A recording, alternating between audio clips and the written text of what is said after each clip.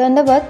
আজি তামুলপুৰ জিলা Kamtapur state demand কাউন্সিলৰ অন্তৰ্গত তামুলপুৰ ব্লকেৰ অধীনত কুমাৰীকাটা অঞ্চল কাউন্সিল, পূব দৰঙ্গাপাৰ বুথ কাউন্সিল আৰু চিৰিজকুটু বুথ কাউন্সিল গঠন কৰাৰ বাদে মনোৰঞ্জন ৰাজবংশীৰ গড়িয়াগিৰিত চিৰিজকুটুত এখন সাধাৰণ সভা অনুষ্ঠিত হয়।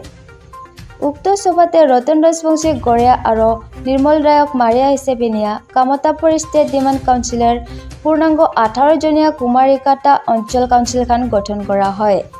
লগতে কপিন বৰ্মনক গড়িয়া আৰু মনমোহন ৰাজবংশীক মাৰিয়া হিচাপে নিয়া পূৰ্ণাংগ 18জনীয়া পূব দৰঙ্গাপাৰ বুথ কাউন্সিলখন গঠন কৰা হয়।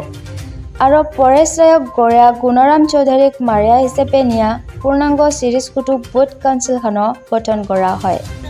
জুলাই 2025 তাৰিখে মঙ্গলবাৰ তামুলপুৰ ব্লক PSDCৰ অন্তৰ্গত কুমাৰীকাটা অঞ্চল কমিটিখন গঠন কৰা হ'ল।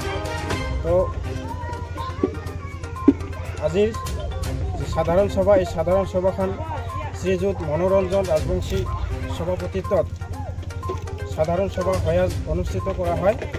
আজির এই সভাতে শ্রী রতন রাজবংশী গড়িয়া আর নির্মল রায়ক মারিয়া হিসাবে নিয়া মুঠ 18জনীয়া কাউন্সিলখন কুমাৰীকাটা আঞ্চলিক কাউন্সিলখন গঠন কৰা হল।